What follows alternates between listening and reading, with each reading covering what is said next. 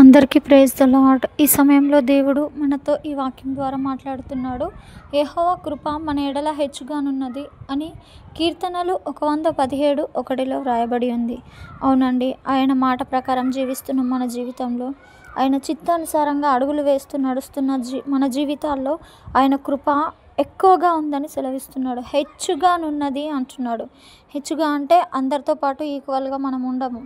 అందరికీ ఉన్న జ్ఞానము, చదువు, జాబ్ మనకు లేకపోవచ్చు, కానీ వారికంటే డబుల్ బ్లెస్సింగ్స్ మన జీవితంలో మనకు ఇచ్చే దేవుడు మనతో ఉన్నాడు.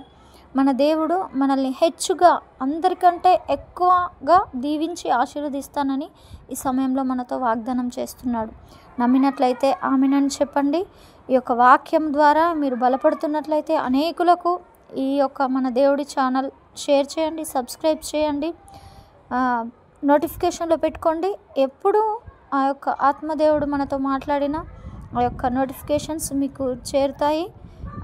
ఈ యొక్క ఛానల్ని సపోర్ట్ చేస్తున్నందుకు మీకు వందనాలు. ప్రభు పేరిట ఆయన యొక్క కృప కనికరములు నిండుగా మీకు, మీ కుటుంబాలకు సదా తోడై ఉండి నడిపించునుగాక.